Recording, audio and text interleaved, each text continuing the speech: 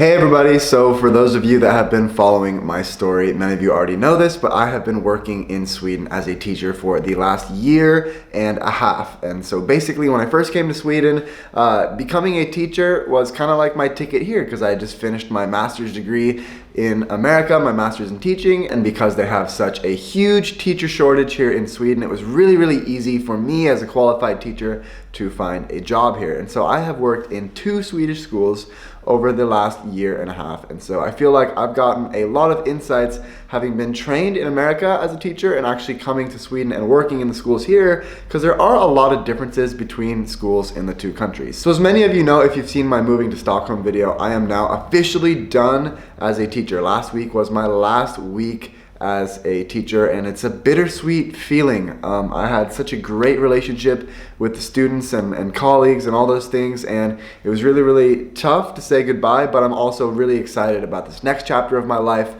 going more into this passion that I have developed through YouTube, making videos, doing marketing and social media and those kinds of things. And so I'm basically just going all in to pursue that. But before I embark on this next chapter of my life, I wanted to reflect a little bit about my experiences as a teacher here in Sweden. One of the coolest things about being a teacher here in Sweden has been the location of these schools. I mean, these schools that I taught at were just beautiful. I really never thought that I was going to be working in such an amazingly beautiful environment. So for today's intro, I'm going to take you over to where I was working before, and you guys can just see exactly what I'm talking about. So let's get right into it.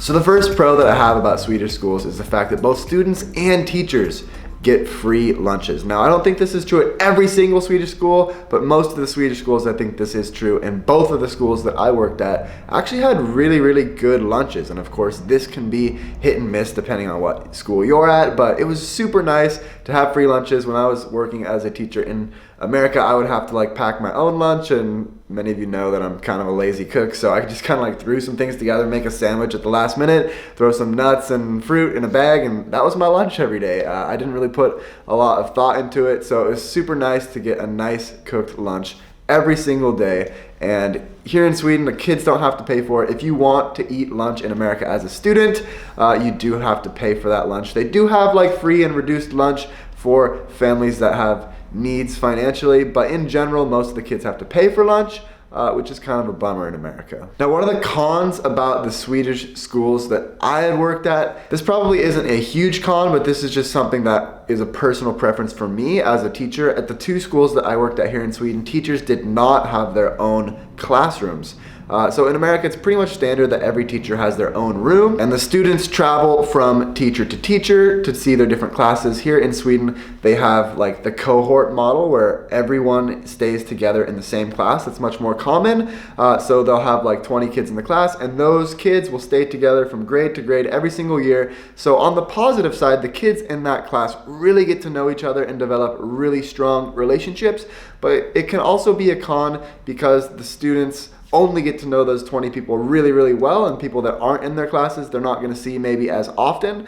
So there's definitely some pros and cons there, but as a teacher, I really like having my own room. I can set things up the way I like. I can keep it very organized and tidy and all these sorts of things. And I think that's just a little bit more challenging when it's the teacher that goes from room to room rather than the students coming to you. With that being said, along the lines of scheduling, I think that there's a lot more variety in the schedules in Sweden, which I think can be viewed as a pro or a con. I like to think of it as more of a pro, just because the students have more frequent breaks. They can stay focused more on school activities when they are in class. They have a lot of variety, so they're doing different things every day. But it can also maybe be a bit confusing because in America it's so simple. It's from 9 to 10 you have this class, from 10 to 11 you have this class, from 11 to 12 you have this.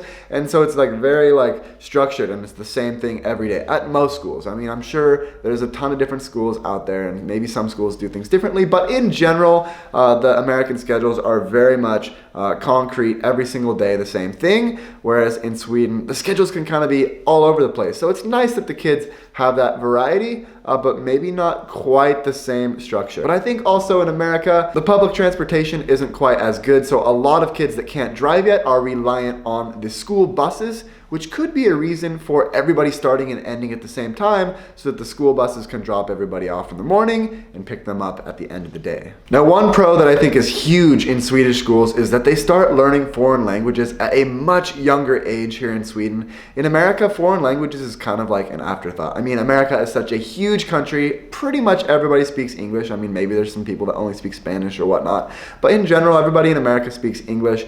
And so there's not a lot of emphasis placed on foreign languages. Like it's kind of a joke, honestly, because in order to learn a foreign language, you should be learning it at a very, very early age while your brain is developing, and you have a much better chance of holding on and retaining what you learn in that foreign language. But like in general, most people don't start learning a foreign language until they're in high school, like 9th or 10th grade. It's really, really sad that we don't teach foreign languages at an early age, especially coming from somebody like me who loves to travel and experience new cultures. I wish we did a better job of that in America. But here in Sweden, basically kids are learning English from like the time they are extremely little, like 2nd, 3rd grade. They're already learning the basics in English. And usually by the time they get into middle school, maybe like 6th, 7th grade, they're already learning another language, whether it's French, German, Spanish, all those types of things. So by the time they graduate from school, usually the kids are fluent in Swedish, fluent in English, and they can speak another language quite well, which is very, very impressive. So one of the cons, I think, about Swedish schools is that I think in general there are less disciplinary measures in place for kids that are breaking the rules or causing problems in class or those sorts of things. It just seems like in American schools there is a little bit more discipline overall. There's a very, very clear structure of punishments for doing things wrong. Whether you mess up a single time, you might have detention, staying after school, or doing extra assignments or things like that. There's definitely punishments in that way, and if the kids continue to mess up, they can be suspended from school where they're not allowed to come to school, and then eventually if the behavior does not improve, they can get expelled from the school, and then the kids have to find another school. Basically, they're not allowed back. And in Sweden, it's much, much harder to do that. I mean, I'd never really heard of anybody being expelled from the school. I mean, I've only worked here for a year and a half, but it's very, very challenging. Sometimes as a teacher, basically your go-to thing is having communication with parents here in Sweden. Having a good relationship with a kid's parents can go a long way with keeping the discipline, but in general, the American schools are much more like this. Another pro about the Swedish school system is how they structure their schools. So basically in Sweden you have your middle schools that go up to grade 9, and then they have their high schools, which are only 3 years long, that go grades 10, 11, and 12 basically. And by the time they graduate from these high schools, they're called gymnasium in Sweden, they're gonna be usually about 19 years old. So their high school goes a little bit further than American high school, where kids typically graduate at the age of 18. And one of the cool things about gymnasium is that students can actually select what they want to start studying in gymnasium, whereas high school in America is usually a little bit more general. Everybody's usually taking the same sorts of classes unless you attend like a special high school, but kids are already getting more specific on what they want to study in the high schools here in Sweden. And the same goes for college, really. Like when you go to Swedish college, you know what you're studying. You're picking a major from day one, and most of the programs are like 3 years. Of course, there's some longer programs as well, but the day you start Swedish college, you're already working on the major, the thing you want to study, which is kind of insane that in American college you have 2 years usually of just general prerequisites that everybody takes. The general math, the general science, the general English, social studies. Everybody's taking those classes the first 2 years in American college, which kind of seems like a waste of time in my opinion. I mean, just think about the time it takes to educate a doctor in America. Doctors in America have to do 4 years of college after high school.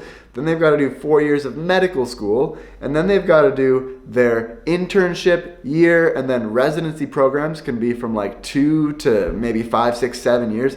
So it can take like at least 12 years to educate a doctor in America after high school. And in Sweden, that time is much shorter because people that want to become doctors can start to study to become doctors right away. So I think there's a lot of pros to the system here in Sweden when people can just select what they want to study right away. And there's not a lot of pressure for people to go to college right after high school. A lot of people in Sweden take gap years, and the education in college is free for the students. So not everybody chooses to go to college even though it's free. Some people choose to, work right away or make more money, and that's completely fine. I think in general there's a lot of pressure on American kids as soon as they graduate from high school to go to college, because that's just what you do. I mean, I didn't even know what I wanted to do when I started college, and I just kind of jumped right into it because that's just what you do after high school in America. So I think the system might be a little bit better here because, for one, you don't have to pay for the college, so there's no pressure on when you go, and you really get going on the things that you want to study straight away when you go to college here in Sweden. Now, one of the cons that I've found about working in Swedish schools is that the grading system can be a lot less clear. And grading is a very, very interesting subject in general. But having worked in both America and Sweden, I think I do prefer the American grades a little bit more, just because it's more straightforward about what somebody has to do to get a certain grade. For instance, in America, usually the grades are based on points and percentages. So in a class, you'll have an opportunity to get a certain number of points. Let's say there's 100 points available in this class. If you get 93 or more out of the 100 points, then you're at 93% or higher, you usually get an A. If you're at 90 to 93, that's usually the A- range. Then you've got like 83 to 87, that's like a B. That 87 and 90 is a B+. So there's basically like, you need this percentage of the points to get this grade, and it's very, very clearly outlined in the class how you get these points. Like, for example, for PE, you might have this project, you might get these points for participation, you might have 3 tests that are worth this many points each, and then you're gonna add up all the points out of the end, and this percentage that you got out of the points, that is your grade. It's very, very clear. It might not be the perfect system, but at least for the students that give a lot of effort, it's easy to explain why they got the grade that they got. And in some cases, teachers can give extra credit when students can earn points that weren't originally part of it, but they can still boost their grade getting a higher percentage by earning extra points and sorts of things like that. So it's very, very easy to determine who gets one grade. But the Swedish system is very, very peculiar. It's basically a rubric-based system, and so if a kid can do these skills at a basic level, they'll have bubbles that you fill in, like, oh, if they can do this skill at the E level, then you can fill that in and make that bubble green. But then there's like, if they can't quite do that skill, you can fill that bubble in yellow, and then if they totally can't do the skill, put it in as red. And so the wording in some of these rubrics is very open to interpretation. Like, for example, with the dance and the subject that I was teaching in PE, the rubric will have wording like the students can do something at a basic level, they can do it relatively well, or they can do it well.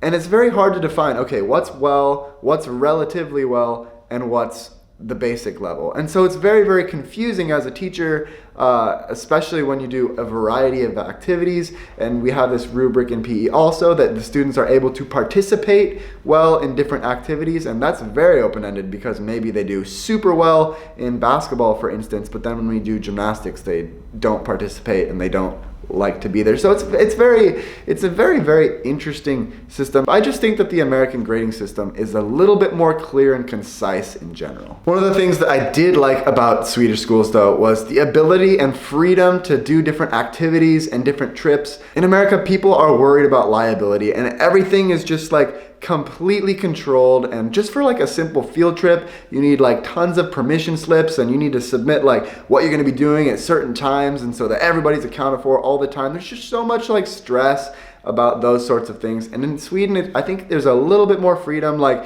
when we're doing orienteering, for example, we just take our class and we go out in the woods, and they have to find things in the woods. And it's like, that's basically like a field trip in a way. And there wasn't like that worry and that stress and liabilities about it. So as a teacher, it is really, really nice teaching in Sweden sometimes, because you don't have to worry quite as much about the bureaucracy that can be at times in American schools. So that was kind of refreshing being a teacher in Sweden. The last con I'm going to mention about the schools in Sweden is that they have a very, very high teacher shortage right now. It's really quite crazy that a lot of the schools, because they cannot find qualified teachers. They basically have to fill in long-term subs of people that were not really educated as teachers. So I think it's quite common for people to be working at Swedish schools that don't necessarily have a background in education, because the schools are put in a very, very tough situation when there is not enough teachers to go around. Of course, there are a ton of amazing